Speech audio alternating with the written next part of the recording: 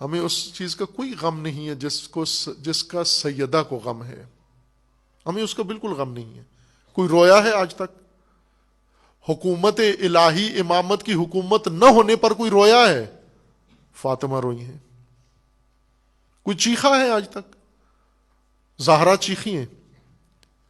کوئی نکلا ہے گھر سے آج پاکستان بھر میں؟ مجھے بتائیں، کوئی ہے فرد، عورت اور مرد میں سے، علماء اور غیر علماء میں سے، جو گھر سے نکلا ہو، سڑک پر آیا ہو، گلی میں آیا ہو، کسی در پر گیا ہو اور جا کر اس نے لوگوں کو دعوت دی ہو کہ او ولایت علی پر آ کر گواہی دے دو؟ کوئی ہے؟ ایک بھی نہیں ہے، چونکہ ہمیں اس کا غم ہی نہیں ہے۔ علی کی حکومت نہیں ہے، کب سے نہیں ہے؟ 1400 سال سے نہیں ہے۔ 1400 سال سے اس غم میں صرف ایک ہستی روتی ہوئی نظر آتی ہے، باقی امت ساری خوش، باقی خوشحال، باقی آسودہ، باقی آرام میں ہے، کسی کو کوئی پریشانی نہیں ہے۔ آپ بتائیں پاکستان میں کسی شیعہ کو پریشانی ہے امامت کے نہ ہونے کی؟ دنیا میں کسی کو پریشانی ہے؟ ہم بہت کچھ اپنے آپ کو ماتم کرتے ہیں، زنجیر مارتے ہیں، خون نکالتے ہیں۔ خوب یہ دکھ ہے۔ کیا دکھ ہے؟ کہ اہل بیت پر ظلم ہوا ہے۔ لیکن اہل بیت کو کیا دکھ تھا؟ اہل بیت کو تو ان چیزوں کا دکھ نہیں تھا۔ اہل بیت کو دکھ تھا کہ دین خدا کی حاکمیت نہیں ہے، اللہ کا نظام برپا نہیں ہے، حدود خدا ٹوٹ رہی ہیں، امر بالمعروف نہیں ہو رہا۔ امام حسین علیہ السلام نے اپنا غم و دکھ، اپنا مضمون بیان کر دیا، الا ترون الی الحق لا یؤمل بہ والی الباطل لا یتناہی عن۔ کیا تم نہیں دیکھتے کہ حق پر عمل نہیں ہو رہا، باطل سے روکا نہیں جا رہا؟ یہی تکلیف تھی، یہ ساری تکلیف، سارا دکھ حسین کا یہی تھا۔ حق پر عمل نہیں ہو رہا، باطل سے رکا نہیں جا رہا، اور یہی وہ دکھ ہے جس کی ہمیں پرواہ نہیں ہے۔ حق پر عمل نہیں ہو رہا، خوب نہ ہو، باطل سے رکتے نہیں لوگ، نہ رکیں، ہمیں کس چیز سے سروکار ہے؟ اگر ہمارا مضمون وہی ہوتا جو علی علیہ السلام کا ہے، ہم نے ہر اہل بیت کے ہر ہستی کے بارے میں، ائمہ کے بارے میں ایک ایک کر کے مضمون بدل دیا۔ علی علیہ السلام کے نہج البلاغہ کے خطبے یہ علی کا مضمون ہے، یہ علی کا سبجیکٹ ہے۔ ہمارا مضمون کیا ہے؟ حب علی صرف۔ وہ ہے ہی نہیں حب دین، وہ ہے ہی نہیں حب امامت، ہمارا موضوع ہی نہیں، حب توحید ہمارا موضوع ہی نہیں، حب قرآن ہمارا موضوع ہی نہیں، لیکن امیر المومنین کا یہی موضوع ہے۔ میں نے کہا نا، یہ صرف ہم نہیں ہیں، دوسرے ہم سے آگے ہیں۔ آپ رسول اللہ صلی اللہ علیہ وآلہ وسلم کے بارے میں دیکھیں، رسول اللہ کا موضوع کیا تھا؟ شریعت خدا۔ رسول اللہ کا موضوع کیا ہے؟ قرآن۔ رسول اللہ کا سبجیکٹ کیا ہے؟ دین خدا۔ لیکن آج نعت خانوں کا موضوع کیا ہے؟ رسول خدا۔ نعت، پوری نعت میں دین کا کوئی ذکر نہیں ہوتا،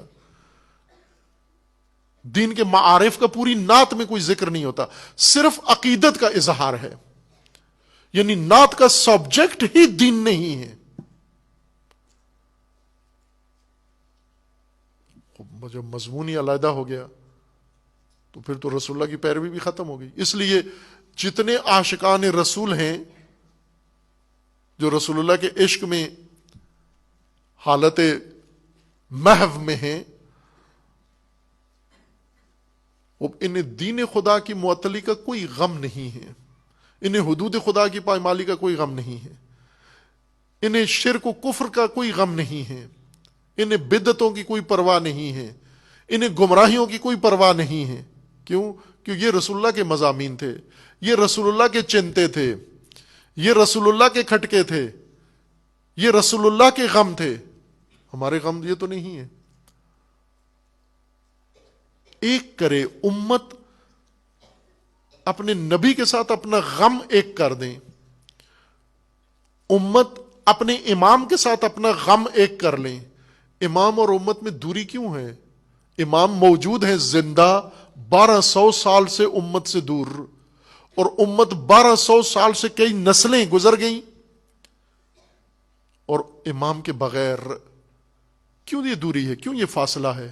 اس لیے کہ مضمون دونوں کا ایک نہیں ہے، غم دونوں کا ایک نہیں ہے، مقصود دونوں کا ایک نہیں ہے، محرک اور راستہ دونوں کا ایک نہیں ہے.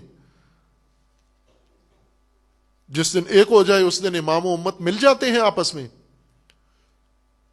جس دن امت کا رخ امام کی طرف ہو جائے، جس دن مضمون امت کا وہی ہو جائے جو امام کا ہے، جس دن نبی کے ساتھ امت ہمراہ ہو جائے، اس دن نبی کے ساتھ امت مل جاتی ہے. امت نبی میں آ جاتے، نبی امت میں آ جاتے ہیں. ہم محرومیت کی زندگی گزار رہے ہیں. اب آتے ہیں ہم جناب سیدہ سے. جناب سیدہ کا سبجیکٹ سنتے ہیں. سیدہ چاہتی کیا ہیں، سیدہ فرماتی کیا ہیں، سیدہ کو غم کیا تھا، دکھ کیا تھا. اس خطبہ کا ایک اہم پہلو یہ تھا فلسفہ دین. جو دین کی روح ہے، وہی مضمون جو ہماری نظروں میں غیر ضروری بھی ہے اور غیر مفید بھی ہے، اور جس کی طرف جاتے بھی نہیں ہیں، کم لوگ بیان کرتے ہیں. فلسفہ دین اگر کسی حد تک تھوڑا سا اس موضوع کو شروع کیا ہے تو شہید مطہری رضوان اللہ تعالی علیہ نے یہ سبجیکٹ دین کا یہ پڑھایا ہے. باقی دین پڑھاتے ہیں، فلسفہ دین نہیں پڑھاتے. مقصد دین کا، روح دین کی، اور اصل عامل دین کا، محرک دین کا نہیں پڑھاتے.